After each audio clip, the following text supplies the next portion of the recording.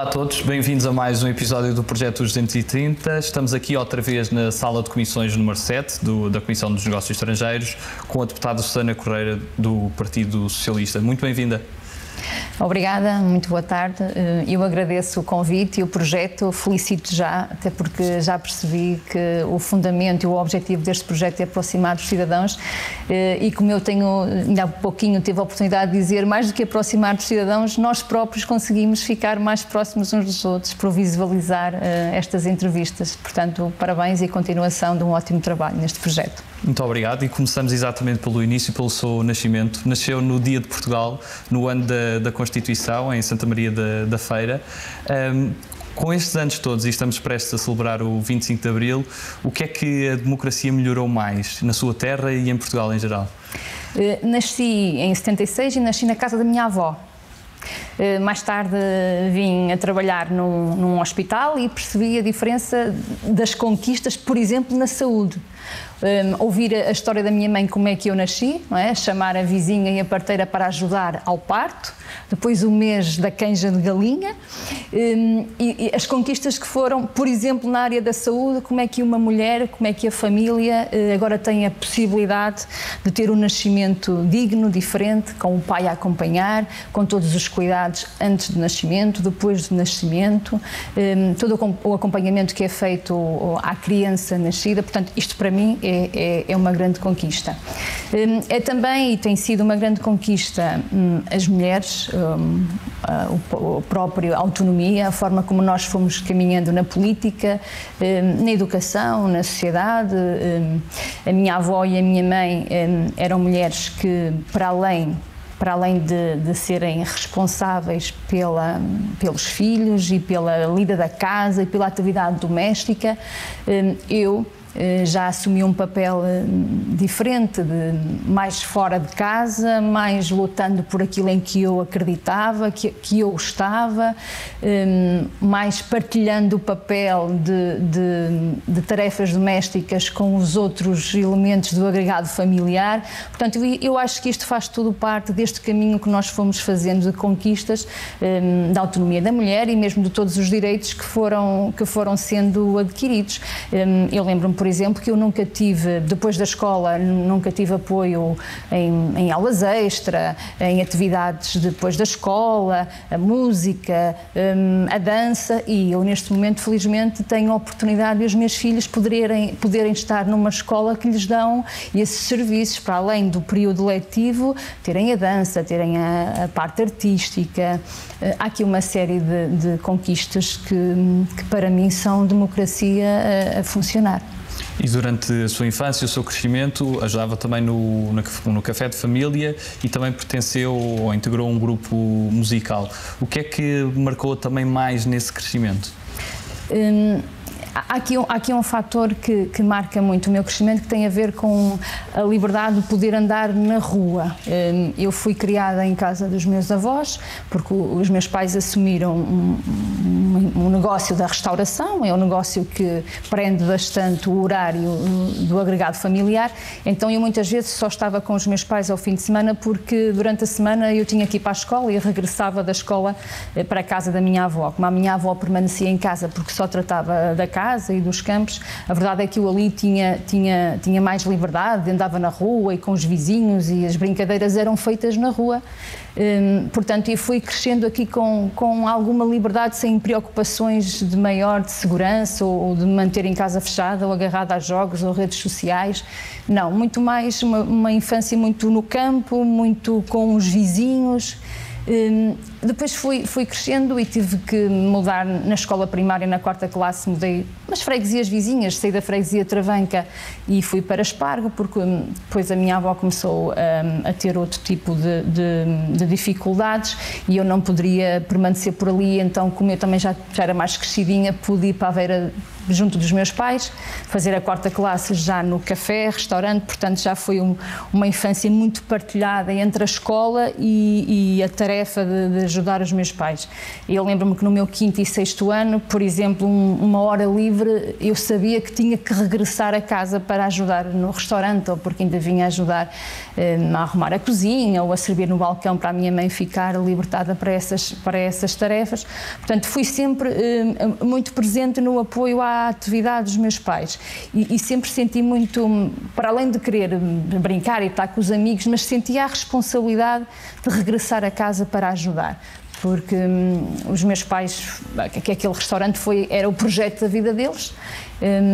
Então, a minha mãe deixou a fábrica, na altura era a fábrica era operacional, e depois deixou aquilo para fazer um grande investimento com o meu pai, portanto era o projeto de vida e eu fazia parte daquele projeto de vida. Entretanto, aos 8 anos, eu tinha 8 anos quando nasceu a minha irmã, eu também sentia-me na obrigação de ajudar a cuidar da minha irmã, porque a verdade é que a restauração é muito complicada e não há muito tempo para termos horários certinhos e rotinas muito certas. Portanto, eu sempre levei assim uma rotina de algum trabalho, muito atribulada, mas sempre muito com a ideia de responsabilidade e de ajudar e de contribuir para que o negócio de família pudesse ser levado a cabo e os meus pais se realizassem e, no fundo, nós pudéssemos ter uma vida melhor.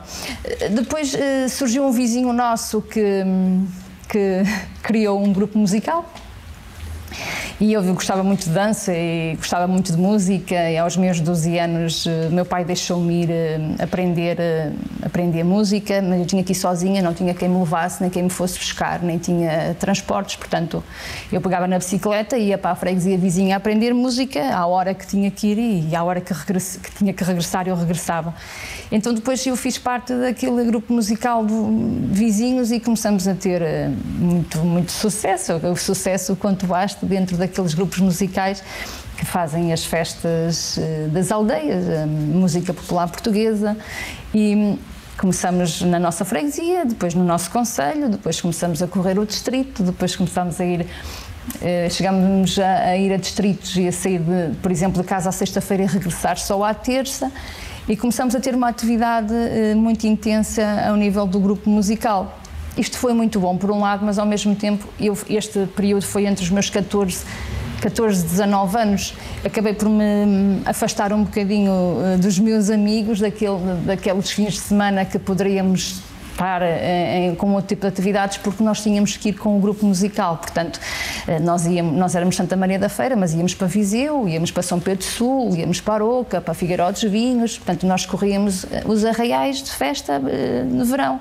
Depois deixou de ser só no verão, começou a ser também bailes de passagem de ano, depois bailes de carnaval, bailes de São Martinho. Portanto, sempre que havia motivo para festa, eu não estava na festa com os meus amigos, porque ia dar festa para os outros. Isto foi muito importante na minha vida, porque eu conheci muito o nosso país. Eu subi ao palco e sentia a adrenalina do palco, do público, de poder animar. Então, quando o espetáculo corria bem, esta recepção das palmas era ótimo. Mas depois começou a ficar cansativo, porque depois vem o período da faculdade e foi aí que eu deixei o grupo musical. Segue caminhos diversos, contabilidade, depois marketing e agora ciência política. O que é que levou a escolher essas diferentes áreas? Sim, eu sempre andei aqui um bocadinho à procura de apanhar uma série de sinergias. Primeiro, a contabilidade é porque eu analisei as notas que eu tinha e eu não queria ir para muito longe, sempre preocupada com os meus pais e poder estar próxima. Então a Universidade de Aveiro ou do Porto, entre Economia e Contabilidade, era algo que eu tinha como objetivo ficar ali perto de casa, porque também tinha a ambição de continuar com o grupo musical. Depois não foi possível, porque não consegui manter as duas coisas, até pelas noitadas. Mas a verdade é que o meu objetivo era dentro de uma área que estivesse ligada à economia, à contabilidade, porque eu achava que ia ser uma empreendedora na área da hotelaria, ou ter uma empresa, criar o meu próprio negócio. E então achava que essa podia ser uma área muito interessante e que me daria aqui algumas ferramentas para o futuro.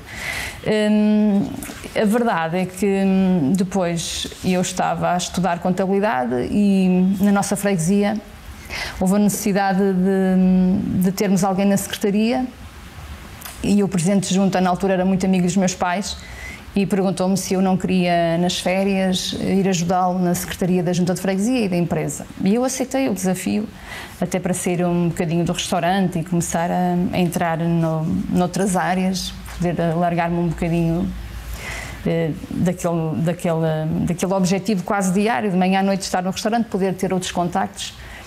E comecei a interessar-me muito pelo trabalho da junta de freguesia, muito.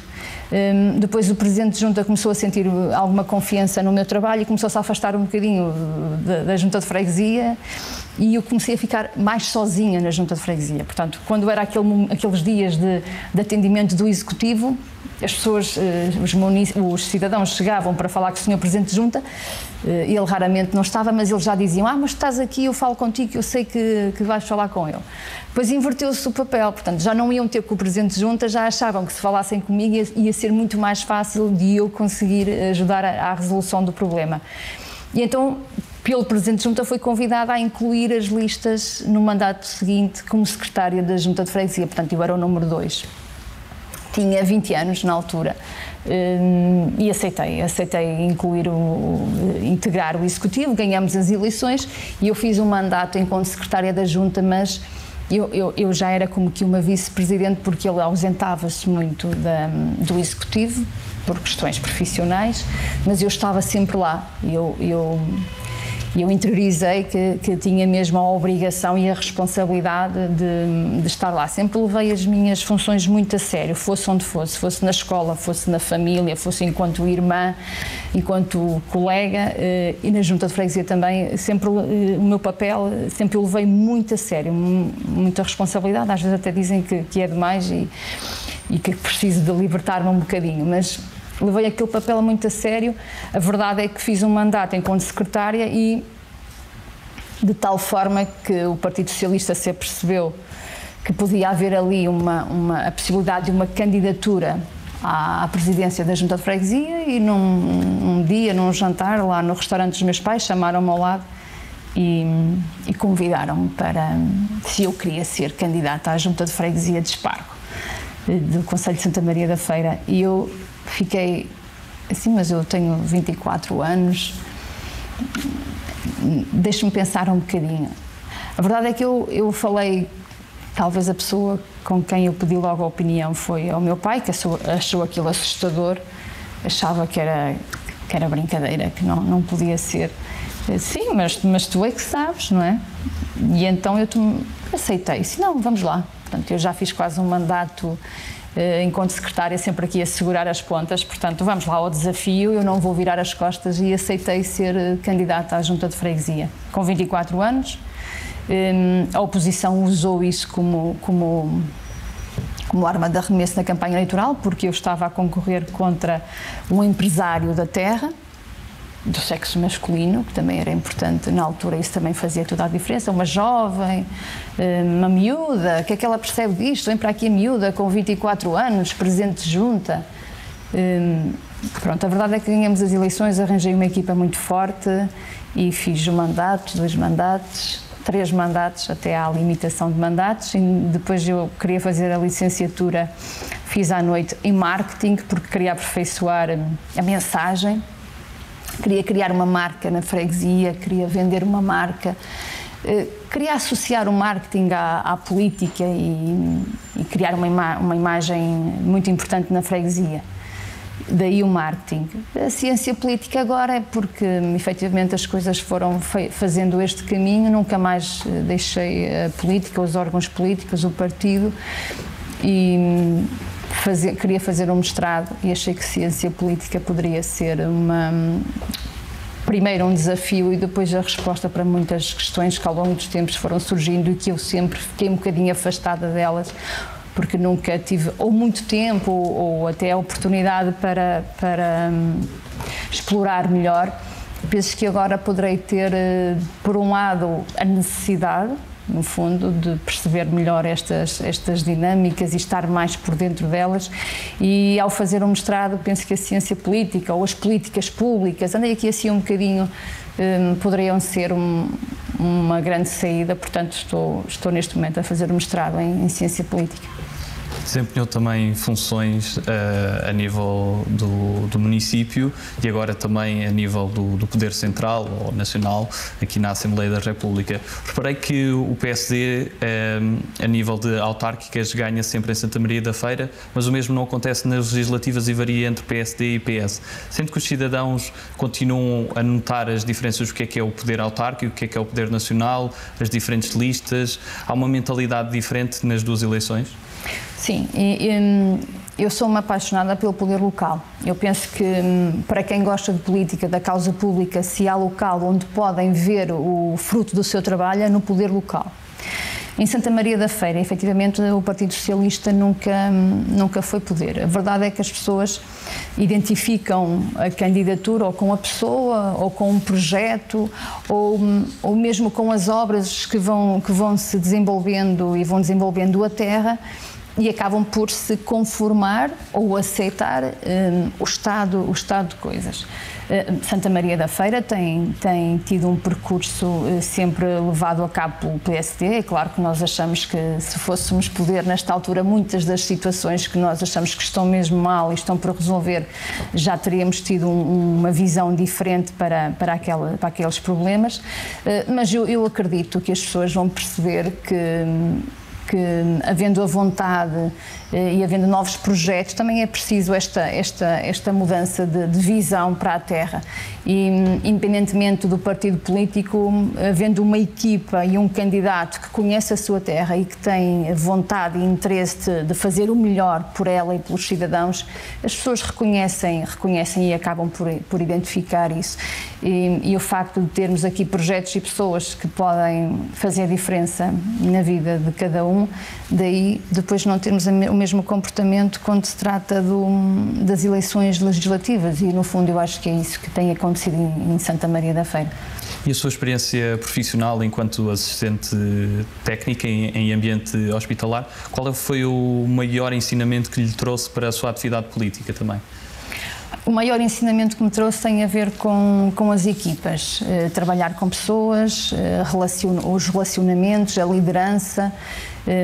Foi muito importante o conhecimento também na área da saúde, como é que as coisas se organizam. Eu aqui na Assembleia da República estou na Comissão da Saúde e tenho consciência de que o facto de ter estado 20 anos a trabalhar no centro hospitalar que me abriu os olhos para muitos problemas na área da saúde, seja nos serviços de urgência, seja na importância dos cuidados de saúde primários, seja na importância das diferentes carreiras que contribuem para os serviços de saúde, e não é só os médicos nem só os enfermeiros. Efetivamente, numa unidade hospitalar, desde o assistente técnico, o assistente operacional, os técnicos de diagnóstico e terapêutica, os seguranças, as pessoas da limpeza, até ao médico e ao Conselho de Administração, a verdade é que todos estes níveis de serviços são muito importantes na organização, e aqui não há um mais importante que outro. Efetivamente, o resultado final é tanto melhor quanto melhor eles estão articulados e coordenados e há uma voz de liderança. Efetivamente, os 20 anos que eu, 21, quando vim para aqui, que eu estive na coordenação dos serviços de urgência, na área administrativa, há ensinamentos que eu tirei e que trouxe para aqui. Tem a ver com integrar os serviços, coordenar e liderar, não é? Ter uma voz de comando que é muito importante para gerir as equipas e para mostrar às equipas qual é o objetivo da organização, para onde é que nós queremos ir. A certa altura, termos as pessoas connosco, mas não lhes explicar qual é o objetivo final, o que é que nós pretendemos, qual é a nossa missão. Não, as pessoas acabam por ficar perdidas e chegam a um momento que estão apenas a cumprir horário. Sabem que têm que entrar às 8 e sair às 15, ou entrar às 15 e sair às 22, ou fazer a noite, mas depois não há aqui uma linha de ligação com a missão da instituição. E esta linha, esta missão, eu penso que depois faz muita falta para a motivação de cada um de nós. E os assistentes técnicos, durante muito tempo, Ainda agora não houve assim ainda uma valorização que eles registrem, mas a verdade é sempre uma parte esquecida nos discursos na área da saúde, quando falamos dos hospitais e dos centros de saúde, falamos dos médicos, falamos dos enfermeiros e dos assistentes técnicos, sentem que a sua classe não é enumerada, não é identificada. Então nós temos que encontrar outros mecanismos para os valorizar, para que eles se sintam parte do resultado final e que são uma peça extremamente importante e que não vão ser substituídos nem por computadores, nem por máquinas, porque a humanização dos serviços é fundamental para o cidadão. Portanto, se o cidadão chega ao consultório médico e já se queixa que o médico está a olhar para o computador, então se já chegar o administrativo e não tiver um administrativo para lhe dizer bom dia, tiver uma máquina para registar a consulta, se faltar aquele rosto da organização, eu penso que a saúde vai ficar a perder, e os utentes também. E então, a cada dia do meu trabalho aqui, eu tento transportar para aqui a importância de cada um no resultado final quando prestamos serviços. Então, quando são serviços de saúde, é de extrema importância. E aqui na Assembleia, além da Comissão de Saúde, está na Comissão de Negócios Estrangeiros, está em 2 grupos de trabalho, da procriação medicamente assistida e da saúde mental. Estes 2 temas ainda são tabu ou já há uma mudança de mentalidade nos últimos anos? Eu penso que temos feito um caminho muito positivo. Tem havido aqui algumas barreiras que têm sido ultrapassadas, muito lentamente, ainda com algumas oposições, e o exemplo disso é a última votação que fizemos da procriação medicamente assistida pós-mortem. Ainda existem partidos que votam contra e que não concordam com a alteração à lei, mas o caminho está a ser feito, e houve uma petição de cidadãos que foi muito importante para este passo, para esta evolução. Muito recentemente foi aprovada, agora vamos ver qual é que vai ser o desfecho da lei, mas eu penso que alguém tem que fazer o caminho. Portanto, o Partido Socialista tem dado esse passo em frente e tem mostrado que é importante e que no fundo é ultrapassar barreiras e desigualdades, e vamos tentando, com os nossos argumentos, os próprios cidadãos podem ajudar nesse processo, mostrar que é preciso dar passos em frente, mesmo que lentamente, é importante ir dando esses passos. E a atividade política parlamentar, nós também pretendemos mostrar que faz muito de negociações e de respeito mútuo, ou deve-se fazer também dessa cordialidade. Assim, consegue apontar um deputado, nós perguntamos sempre de outra bancada, para também não ser tão simples, que consiga admirar por alguma coisa em especial, admirar mais, seja pela sua experiência, seja pelo seu sentido de humor até? Eu estou aqui há pouco tempo, não é? Vai fazer 2 anos este mandato, mas há deputados que por algum motivo, por alguma intervenção, por alguma conversa, me despertaram a atenção. Um é no meu partido, portanto o deputado Alexandre Quintanilha é efetivamente uma pessoa que é adorável de se conhecer. De outra bancada, nós temos aqui pessoas, quer seja em humor, quer seja em bom senso, em podermos ter uma boa conversa. Estou-me a lembrar simpatia, o deputado Jerónimo do PCP é uma pessoa muito educada, muito simpática, e sim, acho que o deputado Jerónimo do PCP. Passamos agora para a segunda parte da nossa entrevista, uma parte ainda mais dinâmica, e uma pergunta que lhe faço é: o que é essencial na vida? Essas perguntas são bonitas, mas não tem resposta única. Olha, para mim, essencial na vida é, em cada momento, ter uma entrega ao que estás a fazer e realizar-me com essa função. E ser feliz, viver um dia de cada vez, entregar-me, e se eu puder ser feliz e fazer feliz quem está à minha volta, para mim é muito importante. Passamos agora para as nossas escolhas, e a primeira que proponho é entre humildade e ambição. As duas são importantes, mas eu escolho humildade. Cães ou gatos? Gatos, tenho 2 gatas. Marisa ou Ana Moura? Gosto muito de ouvir as duas, mas Marisa. Centro ou esquerda? Esquerda. Ricardo Araújo Pereira ou Bruno Nogueira? Ricardo Araújo Pereira. Ovos moles ou pastel de nata? Pastel de nata com café, ovos moles para oferecer aos amigos que gostam muito dos ovos moles de Aveiro. Mário Soares ou António Guterres? Mário Soares. Sagres ou Superboc? Não bebo cerveja. Prefere, mas vinho, bebe? Quando vim para a Assembleia comecei a beber um vinhinho tinto que os colegas obrigaram-me, mas sempre bebi água. Jorge Palma ou Pedro Brunhosa? Jorge Palma. 230 ou 180? 230. E também pelo projeto. 230. Parabéns. Com quem é que seria aquela pessoa com que nunca teve a oportunidade de almoçar e gostaria de ter aquele momento de aprendizagem, para conhecer essa pessoa e ter um almoço com ela? Olha, ultimamente há uma pessoa que me está a interessar bastante perceber este percurso e liderança, que é a Primeira-Ministra da Nova Zelândia. Jacinda Ardern. Sim, eu gostava de conversar com ela, sim. E qual é que seria o prato principal? Um bacalhau, ia escolher um bacalhau. E qual é aquele país que nunca visitou e gostaria de visitar? Há muitos países que eu nunca visitei, que gostaria de visitar. Tenho um filho de 8 anos que adora conhecer locais novos, mas para mim, se calhar, a pensar nele, visitaria a Itália, a pensar em mim, países dos Palopes, África do Sul, Angola, por aí. E a níveis musicais, tem-se alguma banda preferida ou cantor preferido? Eu gosto muito de música portuguesa. Não tenho assim uma preferência que consiga identificar, mas o que for música portuguesa eu gosto muito de ouvir. Olha, os meus pais habituaram-me a ouvir José Cid. Alguma música preferida de José Cid? Eu cantava muitas vezes a cabana e toda a gente me batia muitas palmas porque eu cantava muito bem a cabana junto à praia. Então nos karaokes fazia sempre grande êxito. Mas gosto muito de música portuguesa em geral. A Marisa gosto muito de ouvir e cantar também as músicas da Marisa, e depois bato muito ao país, ao amor, Portugal. Sim, música portuguesa. E algum livro que a tenha marcado mais? Olha, o primeiro livro que eu me lembro que me marcou mesmo foi Os Filhos da Droga. Há muitos anos que o li. Depois há um livro que também me marcou imenso, que foi As Palavras que Nunca Te Direi.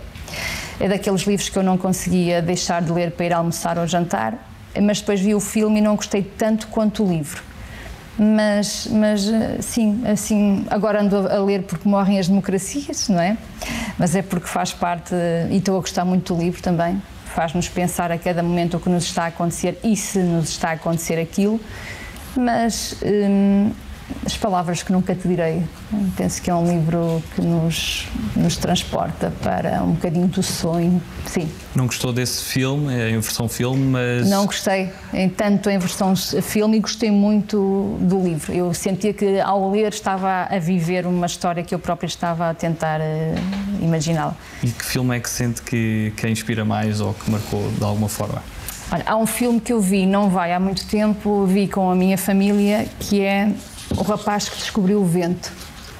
E foi um filme que adorei, pelas dificuldades que aquela criança sentia, pelo poder político e por nunca desistir de um sonho, e depois descobriu o vento, ou melhor, descobriu que o vento levaria uma peça que fez regar toda a plantação que teria acontecido em países da África, e conseguiu voltar à plantação e poderem comer.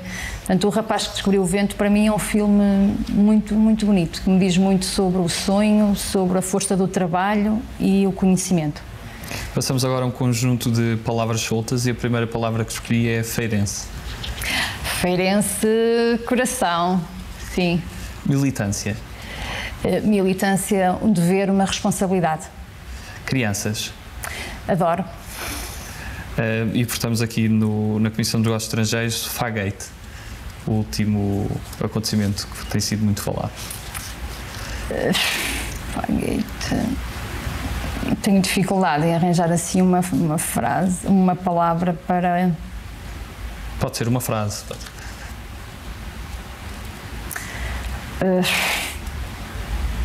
Sei lá, atenção, futuro, analisar, não sei. E risco? Correr riscos, sim, temos que correr riscos. desafios. Netflix. Teve que ser, pediram muito lá em casa. Também de algo muito falado, neste caso a Operação Marquês. Esperemos que a justiça funcione. Saudade. Saudade do poder local. Destino. O destino, um dia de cada vez, mas está nas nossas mãos, sim. O que é que pode ajudar os portugueses, os cidadãos, a voltarem a ter um clima de confiança com os seus representantes e haver uma maior proximidade? Eu penso que cada um de nós, quando assumimos funções públicas, temos a responsabilidade de representar e, com dignidade, manter a confiança que depositaram em nós, tem que ser honrada, não é? Mas a verdade é que cada um dos cidadãos, e isto eu digo muitas vezes nos programas da rádio que participo, têm que ser exigentes, não é? Nós temos que prestar contas no nosso trabalho e eles têm que ser exigentes porque nos elegeram e têm que exigir contas da representatividade que vem em nós. Portanto, eu penso que nós não temos e eu penso que nós já acabamos por ter alguns mecanismos que já nos possibilitam estar próximos dos cidadãos, a própria digitalização permitiu que os cidadãos muito facilmente cheguem aos seus eleitos. Há uma série de mecanismos, o vosso projeto é um exemplo de que há uma série de mecanismos que nós podemos ter ao nosso alcance para criar proximidade com os cidadãos, mas os cidadãos também têm essa ferramenta e essa possibilidade de nos exigir prestar contas e de se sentirem bem representados. Se tivesse que resumir Portugal numa palavra, que palavra escolhia?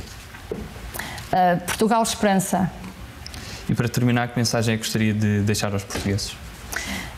Aos portugueses eu gostava de deixar uma mensagem de esperança. Sim, eu já usei esta palavra para o país, para Portugal, mas no fundo nós estamos a viver tempos muito difíceis com esta pandemia. Eu penso que alguns de nós está a passar por tempos nunca vivenciados, nunca experienciados. Os próprios profissionais de saúde que eu falei aqui, que me dizem muito, que me são muito queridos, e a todas as pessoas que precisam de recorrer a serviços de qualidade, como a saúde, como a educação, como a habitação, uma palavra de esperança, de que efetivamente cada um de nós podemos contribuir para que se consiga retomar um caminho de desenvolvimento e de melhor qualidade de vida para os portugueses. Susana Correia, terminamos aqui a sua entrevista. Muito obrigado pela sua participação. Muito obrigada e votos de que corra tudo pelo melhor. Excelente projeto para vocês. Obrigado e obrigado a todos que estão aí em casa e que continuem a acompanhar o projeto dos 230. Aqui continuaremos na Assembleia da República a dar-vos a conhecer todos os 230 deputados. Obrigado.